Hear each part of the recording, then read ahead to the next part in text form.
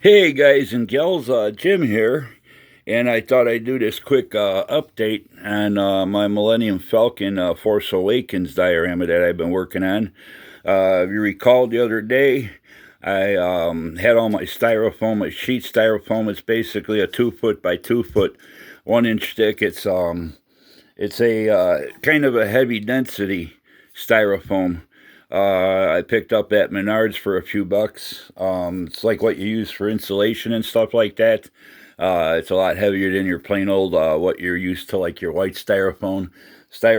This isn't as beady. It's a tighter compressed. You know how they form it and stuff. So it makes better for carving and stuff like that without getting as many, as much beads like flaking apart and stuff for you. But anyway, what I did, I glued different layers and all that. The base I had a wood base like I usually make. I started with that. I had one made for another model that I decided to make a different type of base for, so I used the base to start out. It wasn't quite big enough to give me the area that I wanted, so what I did besides layering on top of the wood base, I also put a border around three sides to give me a couple inches more on each side, so I can space things out a little bit more, like what I wanted to do. But anyway, I spent yesterday outside carving everything down. Pretty much just used a steak knife to saw through it. And then some sandpaper, some 180 grit sandpaper, little strips, and a file, kind of a mill bastard type file. You know, it's kind of a coarse file and stuff to give me some shaping and stuff too. And then I used the sandpaper to pretty much smooth things down, blend it in. The crevices, most of the crevice work I did with the file. Now, I didn't want just a flat base with top surface. I also did a lot of depressions in it and stuff too, dug down deeper because ground isn't perfectly smooth, especially if you get into desert scenes and stuff. Now I watched a couple scenes from the chase scene when they were escaping from Jakku, and all the sand dunes, they weren't them real high pointed sand dunes from the wind blowing the sand and everything to real high peaks. There was a lot of smoother terrain that just looked like sandy hills and stuff. So that's what I went for. I thought it would look better. Plus, if you bump something, you got them real sharp edges, corners and stuff. You end up start chipping and stuff your scenery away. So I went with the smoother, hilly type sand surfaces and all that. So once I got all that shaped down, and also what I do, going back to my many years of model railroading back in the 70s and 80s and all that, what I did was I carried some of the stuff off the edge of the diorama, like over there. It's not perfectly flat like the edge, it stops. You kind of want to carry your scenery off, so it kind of makes you think that you're actually looking, that the scene carries on from just on the flat surface and stuff. But I did a lot of just with sandpaper and all that. Some of it did start kind of tearing up on me, so that's why I got some of those holes. But once I fill in my glue, it'll kind of look natural, like there's little ravines and stuff like that. So and that now a while ago, I had a fellow modeler that was talking to me about he was going to be getting into building a model railroad layout, and I told him, he says, you can't paint styrofoam. Yes, you can. In my years of model railroading, it was at the point when they come out, Woodland Scenics had what they called, I forget the name of it now. They had a kit that you bought it, and it was expandable foam. It came in two cans, like 5-minute epoxy. It was a two-part, the resin and the whatever the foam part was and stuff. You mixed it and everything, and you had so many minutes to work. It's basically just like your great stuff in the spray can, but you had to mix the two parts together. And it expanded. We used rubber rock molds, latex rubber rock molds that we made, or you could purchase them. And what we used for release agent for the foam was Armor All. You sprayed the inside of the mold with Armor All, a liberal coat, and then once you shot your foam in there and it started expanding, you put it up to where you wanted to, your rock faces and stuff, and then once the foam had expanded and cured, you peeled the mold right off, and you didn't have no damage to the mold because the armor all kept the mold from the spray foam from sticking to it, and it didn't leave any chunks in the mold that you had to try to clean out and everything. The armor all released it, and the foam did cure. It was called Mountains in Minutes, what Woodland Scenics had at the time. It came in a kit and stuff. It was expensive as hell for the starter kit, and pretty much it came with some rock molds. I made a lot of my own from different boulders and stuff that had a lot of nice surface, like ledges and crevices and stuff. But it was called Mountains in Minutes. If you wanted to buy replacement cans, because on a big 4x8 layout or something bigger, that's just nothing but mountains. Because I used to model in HO, then I got into HON3, which is narrow gauge, and a lot of that is scratch building. But if you did a whole layout full of mountains and rock mold and stuff, you went through that stuff like water. And I think it was at that time, this is going back in the 70s and 80s, you're probably talking about 25 to 30 bucks for just the cans for the two parts. So that's eventually, when they came out with the great stuff around that time too, I switched over. That was the same thing. But you can paint styrofoam, and it won't eat it away or melt it unless you get real heavy. But basically what I did, since I'm going to be covering this whole diorama with real sand, I went over with my Rust-Oleum camouflage. It's a khaki color, and it's kind of pretty close, to the same color the sand will be. So that way, if I miss any spots or the sand doesn't adhere, it's not going to be that noticeable that you're going to have bare spots.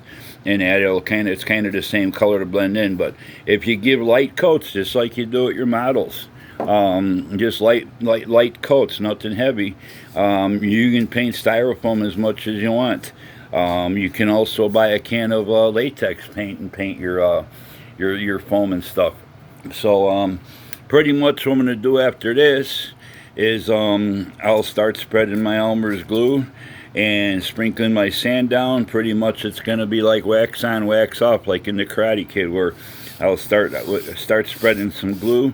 That way it doesn't have a chance to dry, and you got like seams almost like and stuff. So, and while I'm spreading the glue at one hand, I'll be sprinkling my sand with the other one and just keep moving on from one area to the next till I get it all covered. It's an outside project, just like all the sanding on here was an outside project, because it did create a lot of dust and everything.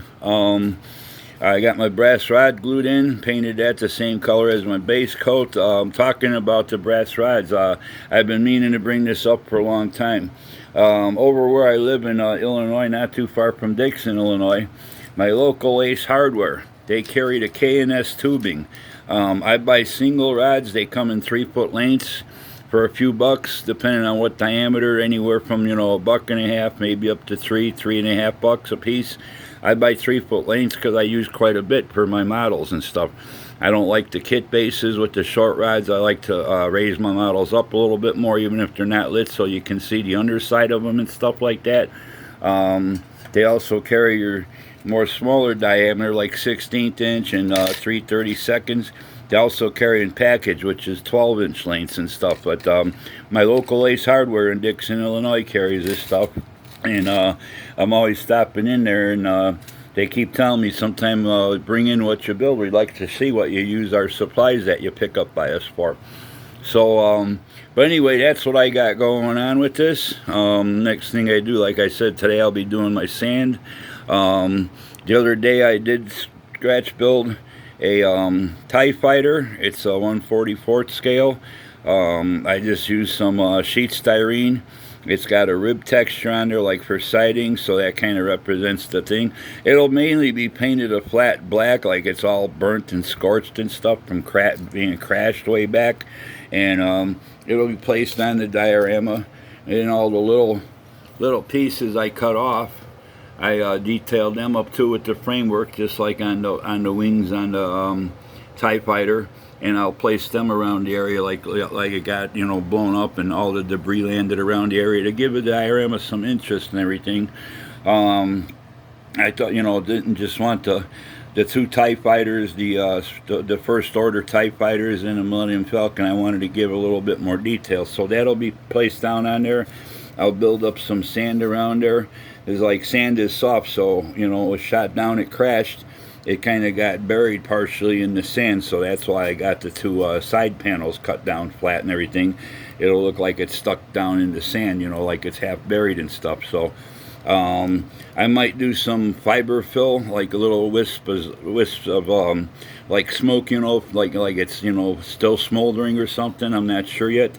I also thought about maybe doing a flickering LED behind it and give it like it's still a burning effect and stuff. So I'm kicking around a experiment with different things and stuff. I just want to add a little bit more interest to the diorama than just the models that I built and stuff. So, but yeah, just basically built that, and that wooden bead is actually the same size as the body on the Bandai TIE fighters, so it doesn't have no window detail or anything that, but like I said, this is a battle damaged, destroyed, you know, and everything, so it's going to be all charred, so it's not going to make a difference. But I had these wooden beads from when I used to do woodcraft stuff, and I just, it already had a small hole, so I just enlarged the hole to fit a piece of styrene tubing, which is close to the same size, added a little bit shape detail to it to make it look more like the shape of the TIE fighter body and stuff and all that. And you see a lot of the strip styrene, I did the framework just like you see on the regular kit ones, and then I left it hanging off the edges. I'll bend it in different directions to give it, like, you know, 3-dimension, like it's been you know, shot and blasted, and, you know, all twisted metal and stuff like that. So I did it all the way around and stuff, and I actually bent a few parts, heated it up with my Bic lighter, and just till I got to the point where I was able to bend them a little bit. So, but that'll all be painted and stuff, so to look like it's all scorched out and everything and burnt. So that's what I got going on and all, and been having fun working on this. So it should get the sand all coated on here today, and give that a chance to set up and all that, and then after that I'll start placing my models on there and all that, and we'll see what happens. We'll come back with another video when all that's finished up. So, but yeah, I just wanted to do this quick video, let you know you can paint styrofoam. If you do get a little bit too heavy, it's not going to really melt it like, you know, big chunks of it. All it's going to do is give the surface a little coarse texture. But like I says, spray light coats on there. You know, start out real light, and then, you know, once it dries, do another light coat till you get your whole base covered. And, you know, if this was a model railroad scene or something, you'd be doing like grassy ground cover, stuff like that, you know, with the ground foam within Scenics or other brands out there. You know, maybe tiny rocks like ballast and stuff like that. But since this is a desert scene, it's just going to be entirely covered with sand and everything, and all. So, it's just regular bag of play sand I picked up at Walmart. Last year I had some plastic yard ornament statues that I had to fill to give them some weight so they wouldn't blow around. And what I got left, you want to let the sand dry out, though. You don't want to use it because when it's in the bag, it's damp and everything, so it'll take longer for the glue to dry and everything. So I just emptied out in a couple margarine containers and stuff, and let it sit and dry. And that way when I sprinkle on, it'll set a lot faster with the glue. I'm just using plain old Elmer's school glue to glue that down. It's plenty strong for just the surface texture and stuff. So that's going to do it for now. So we'll see you soon. If you want to see any detailed shots of the finished Millennium Falcon model, with all the weathering and all that stuff, the lighting, you have to go back a couple videos, because when I do the diorama, I'm not going to be able to flip her over, get different shots like that, since it'll be mounted on the base. But if you want to see how the Millennium Falcon came out by itself as a standalone model, you go back a couple videos. I got all my weathering, my washes on there and stuff like that, and I thought it turned out pretty cool.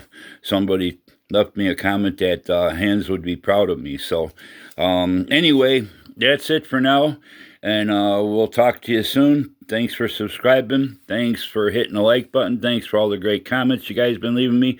Thanks to all my new subscribers and all that. Stay safe out there. That virus is them infected numbers and people that have passed from it.